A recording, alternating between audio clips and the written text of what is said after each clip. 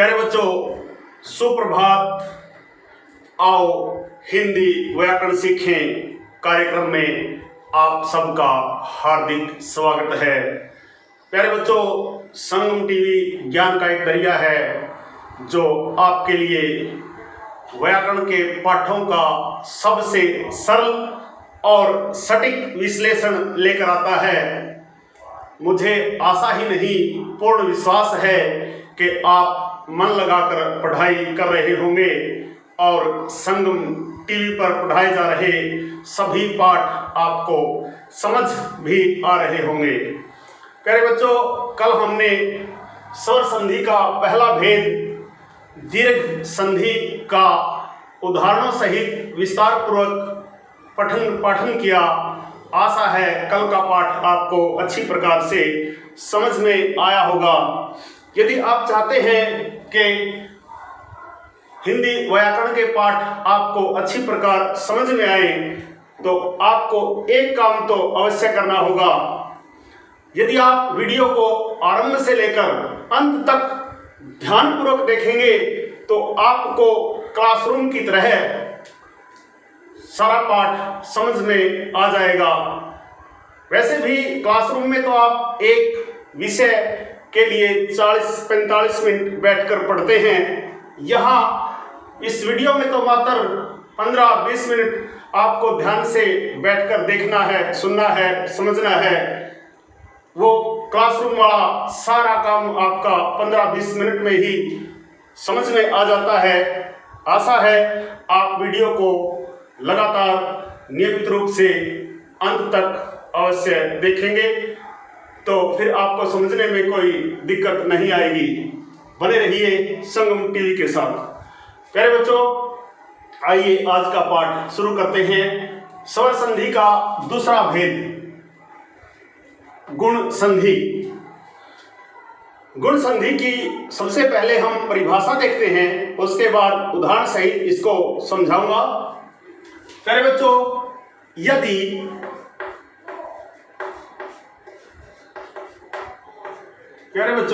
यदि अ वर्ण अर्थात अ, आ के बाद ई वर्ण अर्थात ई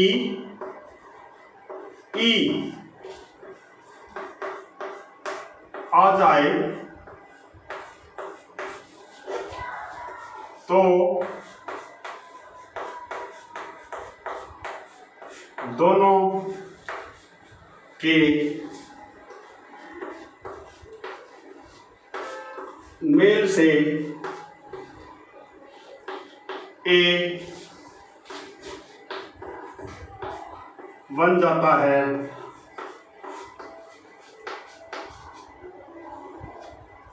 इसी प्रकार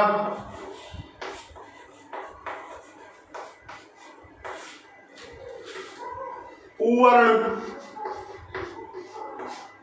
अर्थात उ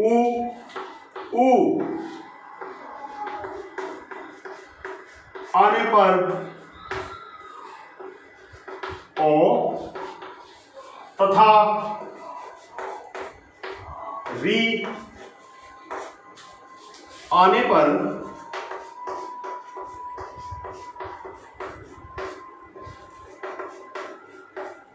और हो जाता है।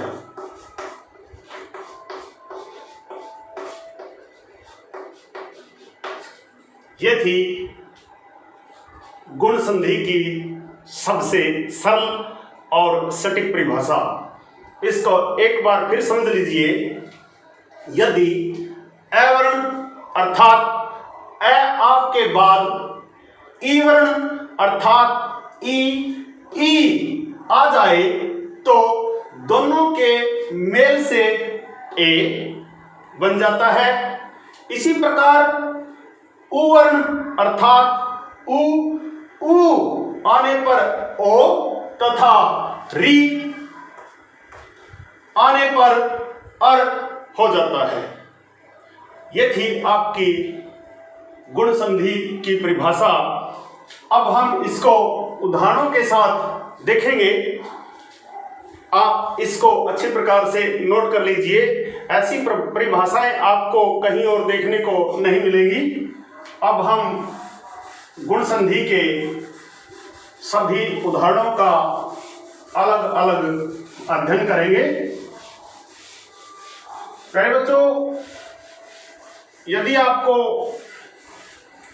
संगम टीवी के कार्यक्रम पसंद आ रहे हैं तो आप लाइक, कमेंट और ज़्यादा से ज़्यादा शेयर कर दिया करें, ताकि आपके जैसे और बच्चों का भी भला हो जाए। प्यारे बच्चों, यदि परिभाषा के अनुसार यदि ए वर्ण के बाद ई वर्ण आ जाए तो दोनों के मेल से ए बनता है। उदाहरण देखिए, जैसे नर जमा इंद्र, नरेंद्र। कैसे बना? मैंने कल के पाठ में बताया था कि आपको संधि के लिए वर्ण विन्यास सीखना अति अनिवार्य है। न जमा ए, रे जमा ए, यह हो गया नर का वर्ण विन्यास। इसी प्रकार इंद्र का ई जमा न जमा द जमा रे जमा ए। प्यारे बच्चों, इंद्र शब्द में न आधा है, द भी आधा है, अर्थात इनके अंदर ए या कोई और स्वर नहीं मिला हुआ है, जबकि रे पूरा है। इस यहां भी रे आधा है और रे पूरा है। प्यारे बच्चों, इस विषय पर भी कोई स्पेशल मैं एक पाठ तैयार करूंगा, ताकि हमें पता चले कि रे का प्रयोग हम किस प्रकार करते हैं। कहीं पर तो रे किसी भी वर्ण के ऊपर लग जाती है, कोई रे किसी वर्ण के पैर में लगती है। इनमें अंतर क्या होता है? फिर भी थोड़ी सी जानकारी के लिए आपको बता देता हूं। जो रे किसी वर्ण के ऊपर लगती है वो आधी होती है, बिना स्वर की होती है, और जो रे किसी भी वर्ण के पैर में नीचे लगती है वो रे स्वर सहित होती है, पूरी होती है। आइए अब हम ए जमा ई का और उदाहरण देख लेते हैं। जैसे यहां ये ए और ई मिलकर ए हो जाते हैं, इसलिए नर जमा इंद्र नरेंद्र। ऐसे ही यहां भी ए है, परम जमा इंद्र परमिंद्र। यह था ए जमा ई का उदाहरण। अब हम देखते हैं ए जमा ई कैसे ए बन जाता है। जैसे गण जमा इस, यहां ए, गण में ए और आगे ई, और दोनों के मिलने से बनता है ए। गण जमा इस गणेश।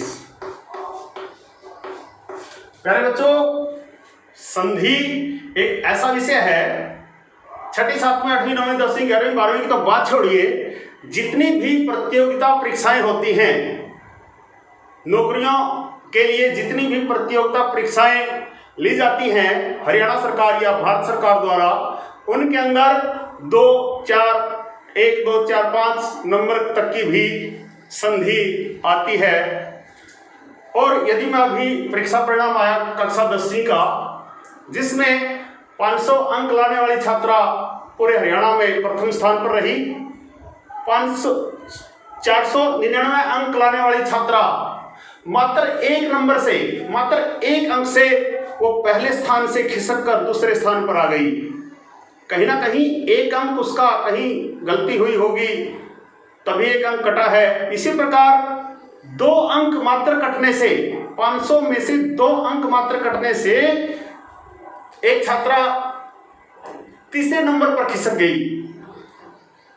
एक एक अंक जुड़कर ही 100 बनते हैं। इसलिए आप किसी भी विषय को, किसी भी पाठ को हल्का या कठिन समझकर नहीं छोड़ेंगे। आप हर पाठ को बारीकी से पढ़ेंगे, तभी आपके अंक 100 में से 100 आएंगे। एक अंक का महत्व आप समझ लीजिए। 500 में से 500 वाला प्रथम है। 500 में से मात्र 1 नंबर कटने से उसका स्थान दूसरा हो गया, और जिस छात्रा के 2 अंक कट गए 500 में से, उसको पूरे हरियाणा में तीसरे स्थान से ही संतोष करना पड़ा है। प्यारे बच्चों, आप भी एक एक अंक का महत्व समझें और हर पाठ को बड़े मनोयोग के साथ समझें और अंक प्राप्त करने का प्रयास करें। अब और उदाहरण देख लीजिए। गण जमा इस, सुर जमा इस, ये बन जाएगा सुरेश। ये था ए जमा ई और ए जमा ई के उदाहरण। आशा है अच्छी प्रकार से समझ में आए होंगे। अब हम देखते हैं आ जमा ई और आ जमा ई के उदाहरण।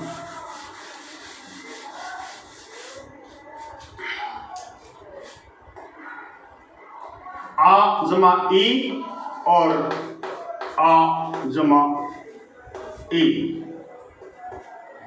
इनके मेल से भी ए वर्ण ही बनता है।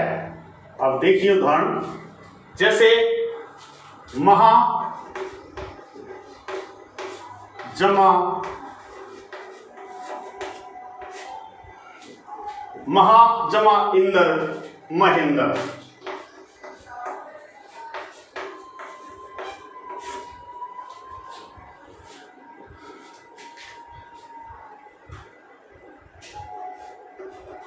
रमा जमा इंदर रमेंद्र।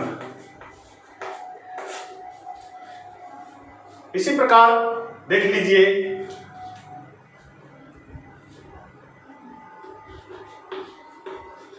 महा जमा इस महेश। प्यारे बच्चों, आशा है आपको सभी उदाहरण अच्छी प्रकार से समझ में आ रहे होंगे। इसके बाद महा जमा इस महेश, रमा जमा इस रमेश। प्यारे बच्चों, दुनिया में असंभव कुछ भी नहीं है। सितारों की चाहत रखने वाले चंद्रमा पर तो पहुंच ही जाते हैं। आपका लक्ष्य जितना बड़ा होगा, आपको मेहनत भी उतनी ही ज़्यादा करनी पड़ेगी। ये चीज़ आप अपने मन मस्तिष्क में रखिए। अब हम करेंगे गुण संधि के और कुछ उदाहरण। देखिए, ए वर्ण के बाद यदि उ वर्ण आ जाए, एजमा उ, ओ हो जाता है। देखिए, पर जमा उपकार। आपको ये देखना है यहां पहले शब्द का अंतिम वर्ण और उस वर्ण में कौन सा स्वर मिला हुआ है। जिस दिन आप ये चीज पता करना सीख गए कि पहले शब्द का जो अंतिम वर्ण है उसमें कौन सा स्वर है और दूसरे शब्द का पहला वर्ण उसमें कौन सा स्वर है, उन दोनों के बीच ही संधि होती है। पर जमा उपकार, ए जमा उ, ए जमा उ ओ, परोपकार।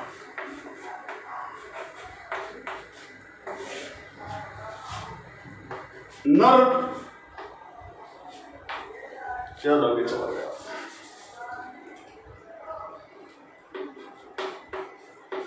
नर जमा उत्तम,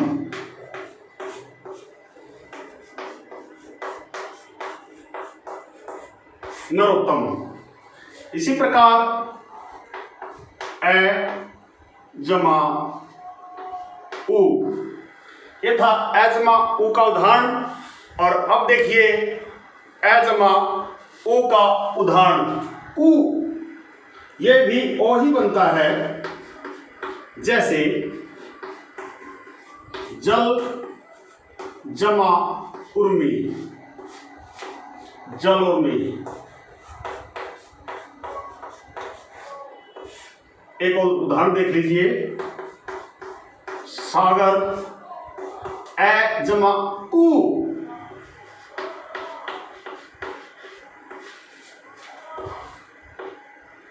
सागर उर्मी, सागर उर्मी। ये था ए जमा उ और ए जमा उ के उदाहरण आपको सही और स्पष्ट रूप से समझ में आ रहे होंगे, ऐसा मेरा विश्वास है।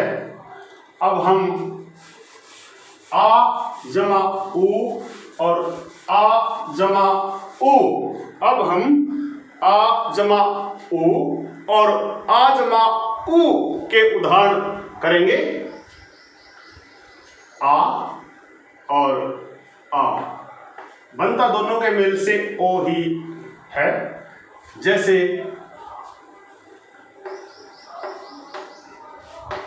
महा जमा उत्सव,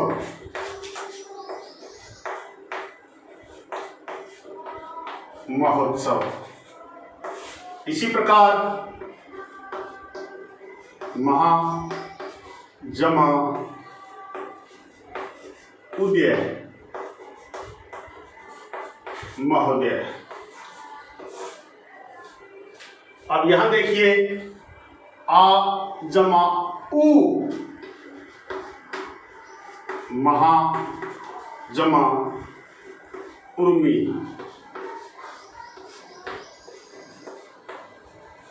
महोर्मी।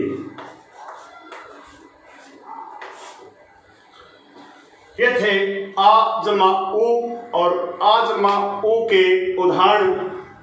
आशा है आपको समझ में आ रहे होंगे और आप मन लगाकर पढ़ भी आ रहे होंगे। यदि आपको संगम टीवी पर पढ़ना पसंद आ रहा है तो वीडियो को ज़्यादा से ज़्यादा शेयर कर दिया करो, ताकि आपके जैसे और बच्चों का भी कुछ भला हो सके, आपको भी वो दुआएं देंगे। और ज्ञान तो वो धन है, ज्ञान तो वो पूंजी है प्यारे बच्चों। इसको जितना बांटोगे उतना ही बढ़ता चला जाएगा। ये कोई धन वो धन नहीं है जिसको चोर चुरा लेंगे, ये तो वो धन है जो बांटने से बढ़ता है। अतः वीडियोज को शेयर करने में कंजूसी कतई ना बरते।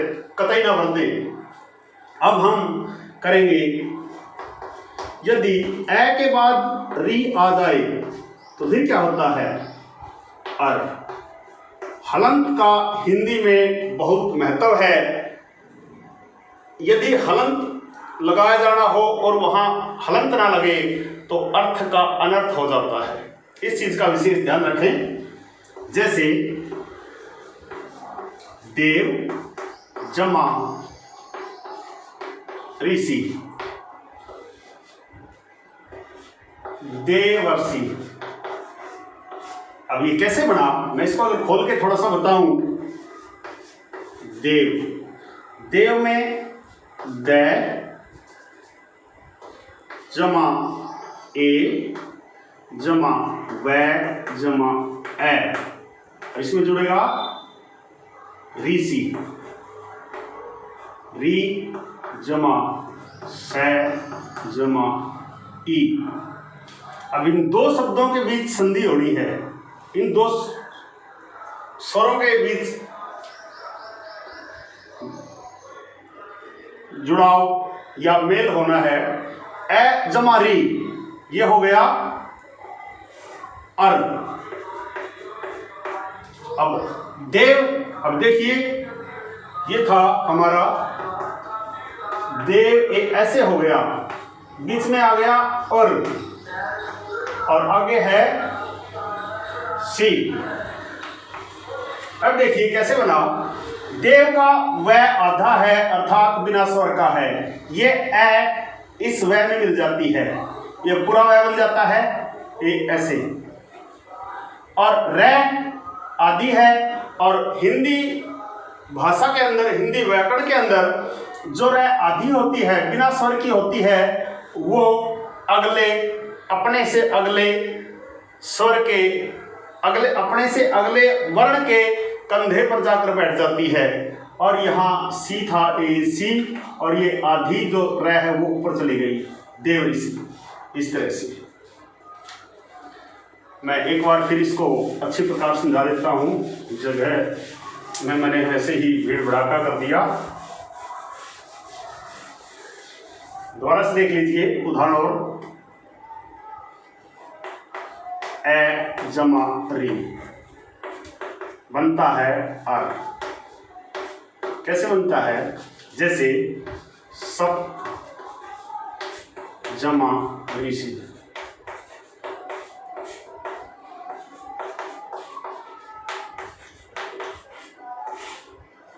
प्यारे बच्चों, निश्चिंत होकर बैठ जाया करो आधे घंटे के लिए, ताकि एक एक बात आपको जो समझाई जाए वो 100% आपके मन मस्तिष्क में फिट बैठ जाए, और कभी भूलने का फिर सवाल ही नहीं होगा।